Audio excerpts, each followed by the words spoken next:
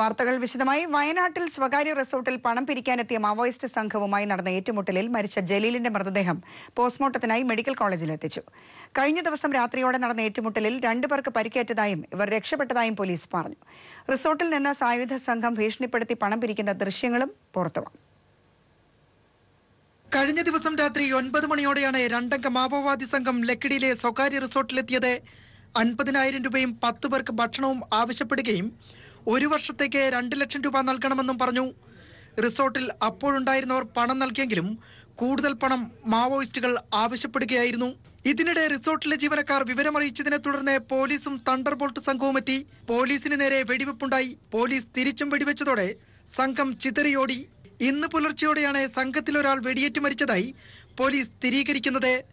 മരിച്ചത് മാവോവാദി നേതാവ് CP ജലീലാണെന്ന് police സ്ഥിരീകരിക്കുകയും ചെയ്തു.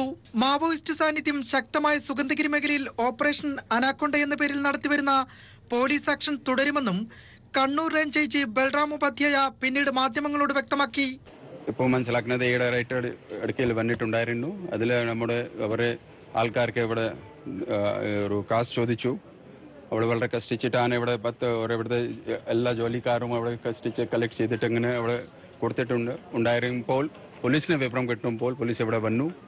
അതിൽ പോലീസിനെ അവിടെ ഒരു ഓടിക്കുമ്പോൾ 2 പേർ അവിടെ ഒരു ടീം ഉണ്ടാക്കിയിട്ട് ഒരു ആൾക്ക് ഫയറിംഗ് കവറിംഗ് കൊടുത്തിട്ട് അങ്ങനെ ചെയ്തിട്ട് പോലീസിന് ഫയർ ചെയ്യുമ്പോഴാണ് പോലീസ് അവർക്ക് ആദ്യത്തെ ഷൗട്ട് ചെയ്തിട്ട് പറയുന്നത് അത് നിങ്ങൾക്ക് ഒരു അവസരമുണ്ട് ഇത് കൊടുക്കാൻ വേണ്ടി. അത് ഒന്നും ചെയ്യാതെ പോലീസിനെ വീണ്ടും ഫയർ ചെയ്യുമ്പോൾ പോലീസ് അവിടെ ഒരു ആത്മരക്ഷയ്ക്ക് വേണ്ടി അത് ഒരു റിലീസ് ചെയ്യുമ്പോഴാണ് ദിവസം മൊത്തം രാത്രി നമ്മുടെ ഇവിടെ ഉണ്ടായിരുന്നു.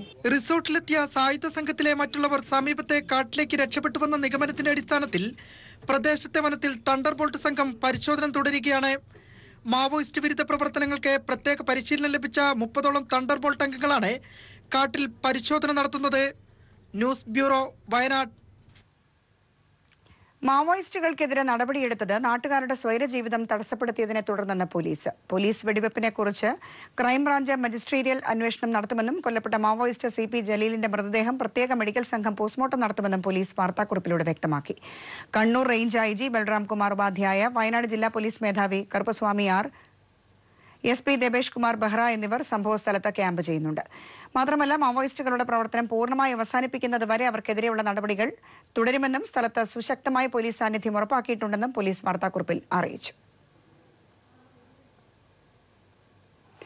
വയനാട്ടിൽ മാവോയിസ്റ്റ് തണ്ടർബോൾട്ട് വെടിവെപ്പുണ്ടായ ലക്കിടിയിൽ മാസങ്ങളായി മാവോയിസ്റ്റ് സാന്നിധ്യമുള്ളതായി പോലീസ് സ്ഥിരീകരിച്ചിരുന്നു.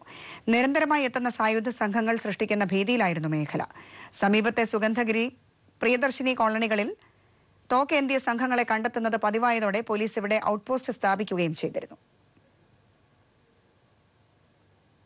വാർത്തകൾ തുടരും. ഇടവേളയ്ക്ക് ശേഷം വാർത്തകൾ തുടരുന്നു. തൊളിക്കോട് പ്രായപൂർത്തിയാകാത്ത പെൺകുട്ടിയെ പീഡിപ്പിച്ച സംഭവത്തിൽ മുൻ ഇമാം പോലീസ് പിടിയിലായി. SDPI നേതാവും ഇമാം കൌൺസിൽ അംഗവുമായ ഷെഫീഖ് അൽ ഖാസിമി പിടിയിലായി. മധുരയിൽ നിന്നാണ് പ്രത്യേക പോലീസ് സംഘം ഇയാളെ പിടികൂടിയത്. സഹായി ഫാസിലും പോലീസ് പിടിയിലായിട്ടുണ്ട്. പ്രതികളെ തിരുവനന്തപുരത്ത് എത്തിച്ചു.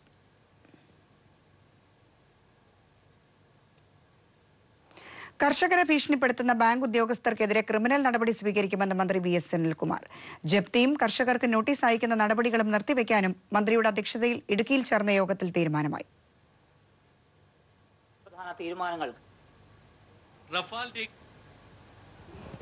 റഫാൽ രേഖകൾ മോഷ്ടിക്കപ്പെട്ടുവെന്ന കേന്ദ്ര സർക്കാരിന്റെ വാദത്തിനെതിരെ രൂക്ഷ വിമർശനവുമായി പ്രതിപക്ഷം. രേഖകൾ കാണാനില്ലെന്ന് പറയുന്നത് നരേന്ദ്രമോദിയെ രക്ഷിക്കാനാണെന്ന് രാഹുൽ ഗാന്ധി പറഞ്ഞു. കേന്ദ്ര സർക്കാർ സുപ്രീം കോടതിയിൽ നടത്തിയ വാദം വ്യോമസേനയെ ദുർബലപ്പെടുത്തുന്നതാണെന്ന് CPM ജനറൽ സെക്രട്ടറി സീതാറാം യെച്ചൂരിയും വിമർശിച്ചു. റഫേൽ രേഖകൾ കൊണ്ടുവന്ന ഹിന്ദു ദിനപത്രത്തിനെതിരെ കേസെടുക്കുമെന്ന കേന്ദ്ര സർക്കാർ വാദത്തിനെ അപലപിക്കുന്നതായി മാധ്യമപ്രവർത്തകരുടെ സംഘടനയായ എഡിറ്റേഴ്സ് ഗിൽഡും വ്യക്തമാക്കി. കോൺഗ്രസിന്റെ ആദ്യഘട്ട സ്ഥാനാർത്ഥി പട്ടിക പുറത്തിറങ്ങി. ഗുജറാത്ത്, ഉത്തർപ്രദേശ് സംസ്ഥാനങ്ങളിലായി 15 സീറ്റുകളിൽ സ്ഥാനാർത്ഥികളെ നിശ്ചയിച്ചു. ഉത്തർപ്രദേശിൽ റായ്ബറേലിയിൽ സോണിയാഗാന്ധി, അമേഠിയിൽ രാഹുൽ ഗാന്ധി എന്നിവരടക്കം 11 സീറ്റുകളിലാണ് സ്ഥാനാർത്ഥികളെ ആദ്യഘട്ടത്തിൽ നിർത്തിയിരിക്കുന്നത്. സൽമാൻ ഖുർഷിദ് ഫറൂഖാബാദിലും സഹരാൻപൂരിൽ ഇമ്രാൻ മസൂദും ആദ്യഘട്ട പട്ടികയിൽ ഇടം പിടിച്ചു. ഗുജറാത്തിൽ 4 സീറ്റുകളിലാണ് സ്ഥാനാർത്ഥികളെ പ്രഖ്യാപിച്ചത്. അഹമ്മദാബാദ് വെസ്റ്റിൽ രാജു പർമാർ, വഡോദരയിൽ പ്രശാന്ത് പട്ടേൽ എന്നിവർ മത്സരിക്കും. അയോധ്യ ഭൂമി തർക്ക കേസ് മധ്യസ്ഥ ചർച്ചയ്ക്ക് വിടണമോ എന്ന കാര്യത്തിൽ സുപ്രീം കോടതി നാളെ വിധി പറയും. മധ്യസ്ഥ ചർച്ചയ്ക്ക് കോടതി ഉത്തരവിടുകയാണെങ്കിൽ ആര് നേതൃത്വം നൽകുമെന്ന കാര്യത്തിലും നാളെ തീരുമാനമുണ്ടാകും. മധ്യസ്ഥ സംഘത്തിലേക്ക് പേരുകൾ നിർദ്ദേശിക്കാൻ കക്ഷികൾക്ക് കോടതി കഴിഞ്ഞ ദിവസം നിർദ്ദേശം നൽകിയിരുന്നു. ചീഫ് ജസ്റ്റിസ് അധ്യക്ഷനായ 5-അംഗ ഭരണഘടനാ ബെഞ്ചാണ് ഉത്തരവിറക്കുക. അയോധ്യ കേസ് മതപരവും വൈകാരികപരവുമായ വിഷയമായതിനാൽ ചർച്ചയിലൂടെ മാത്രമേ പരിഹാരം കാണാനാകൂവെന്നാണ് സുപ്രീം കോടതി ഭരണഘടനാ ബെഞ്ചിലെ ഭൂരിപക്ഷ നിലപാട്. കേസിലെ വിധിയിലൂടെ സമൂഹത്തിലുണ്ടാകാൻ പോകുന്ന പ്രത്യാഘാതത്തെപ്പറ്റി ബോധ്യമുണ്ടെന്ന് നിരീക്ഷിച്ച കോടതി എങ്ങനെ മുറിവുണക്കാമെന്നാണ് ആലോചിക്കുന്നത് വാദത്തിനിടെ നിരീക്ഷിച്ചിരുന്നു. ഈ വാർത്താ ബുള്ളറ്റിൻ പൂർണ്ണമാകുന്നു. നമസ്കാരം.